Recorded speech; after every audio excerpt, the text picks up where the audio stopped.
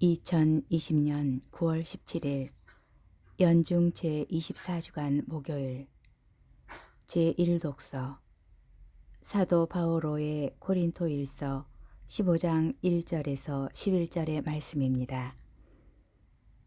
형제 여러분, 내가 이미 전한 복음을 여러분에게 상기시키고자 합니다. 여러분은 이 복음을 받아들여 그 안에 굳건히 서 있습니다. 내가 여러분에게 전한 이 복음 말씀을 굳게 지킨다면, 또 여러분이 헛되이 믿게 된 것이 아니라면 여러분은 이 복음으로 구원을 받습니다. 나도 전해받았고 여러분에게 무엇보다 먼저 전해준 복음은 이렇습니다. 곧 그리스도께서는 성경 말씀대로 우리의 죄 때문에 돌아가시고 묻히셨으며 성경 말씀대로 사흘날에 되살아나시어 케파에게 또 이어서 12사도에게 나타나셨습니다. 그 다음에는 한 번에 500명이 넘는 형제들에게 나타나셨는데 그 가운데 덜어는 이미 세상을 떠났지만 대부분은 아직도 살아 있습니다. 그 다음에는 야고보에게 또 이어서 다른 모든 사도에게 나타나셨습니다. 맨 마지막으로는 칠삭둥이 같은 나에게도 나타나셨습니다.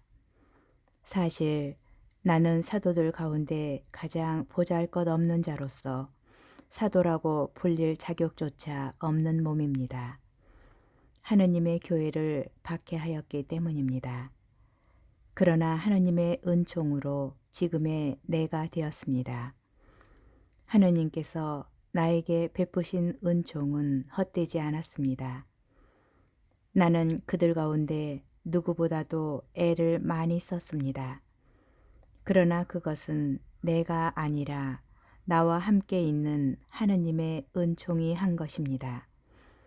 그리하여 나나 그들이나 우리 모두 이렇게 선포하고 있으며 여러분도 이렇게 믿게 되었습니다.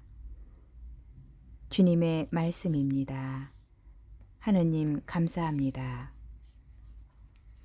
복음 루카복음 7장 36절에서 50절의 말씀입니다. 그때 바리사이 가운데 어떤 이가 자기와 함께 음식을 먹자고 예수님을 초청하였다.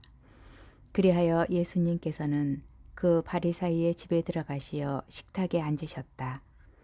그 고을에 죄인인 여자가 하나 있었는데 예수님께서 바리사이의 집에서 음식을 잡수시고 계시다는 것을 알고 왔다.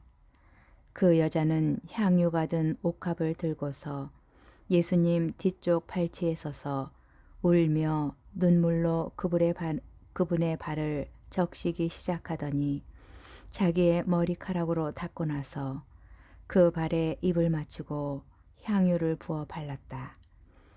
예수님을 초대한 바리사이가 그것을 보고 저 사람이 예언자라면 자기에게 손을 대는 여자가 누구이며 어떠한 사람인지 곧 죄인인 줄 알 터인데 하고 속으로 말하였다. 그때 예수님께서 말씀하셨다. 시몬아, 너에게 할 말이 있다. 시몬이 스승님 말씀하십시오 하였다. 어떤 채권자에게 채무자가 둘 있었다. 한 사람은 500데나리온을 빚지고 다른 사람은 50데나리온을 빚졌다. 둘 다 갚을 길이 없으므로 채권자는 그들에게 빚을 탕감해 주었다. 그러면 그들 가운데 누가 그 채권자를 더 사랑하겠느냐? 시몬이 더 많이 탕감받은 사람이라고 생각합니다. 하고 대답하자 예수님께서 옳게 판단하였다. 하고 말씀하셨다. 그리고 그 여자를 돌아보시며 시몬에게 이르셨다. 이 여자를 보아라. 내가 내 집에 들어왔을 때 너는 나에게 발 씻을 물도 주지 않았다. 그러나 이 여자는 눈물로 내 발을 적시고 자기의 머리카락으로 닦아주었다. 너는 나에게 입을 맞추지 않았지만 이 여자는 내가 들어왔을 때부터 줄곧 내 발에 입을 맞추었다. 너는 내 머리에 기름을 부어 발라주지 않았다. 그러나 이 여자는 내 발에 향유를 부어 발라주었다. 그러므로 내가 너에게 말한다. 이 여자는 그 많은 죄를 용서받았다. 그래서 큰 사랑을 드러낸 것이다. 그러나 적게 용서받은 사람은 적게 사랑한다. 그러고 나서 예수님께서는 그 여자에게 말씀하셨다. 너는 죄를 용서받았다. 그러자 식탁에 앉아 있던 이들이 속으로 저 사람이 누구이기에 죄까지 용서해 주는가 하고 말하였다. 그러나 예수님께서는 그 여자에게 이르셨다. 내 믿음이 너를 구원하였다. 평안히 가거라. 주님의 말씀입니다. 그리스도님 찬미합니다. 예수님께서는 지금 바리사이의 집에서 식사를 하고 계십니다. 죄인이 얼씬거리지 못하는 바리사이의 집, 죄인을 극도로 꺼리는 바리사이의 식탁에 예수님께서 앉아 계십니다. 향유를 들고 예수님의 발을 닦는 여인의 눈물은 바리사이와 죄인을 갈라놓는 단단한 벽을 허물어뜨립니다. 루카복음의 이 이야기는 마테오 복음을 비롯한 다른 복음에서도 비슷하게 나타납니다. 루카복음의 다른 점은 예수님의 장례가 아닌 죄의 용서에 대한 응답으로서 여인의 모습을 그려 나가는 데 있습니다.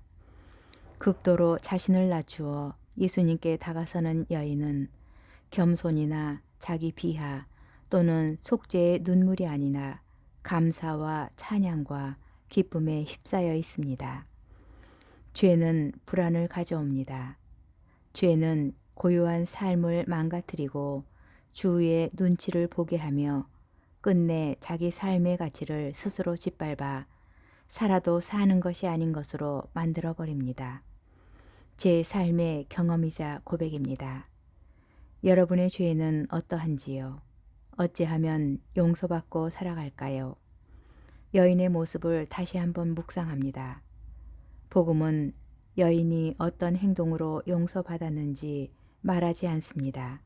다만 이미 용서받은 모습으로 여인을 등장시킵니다.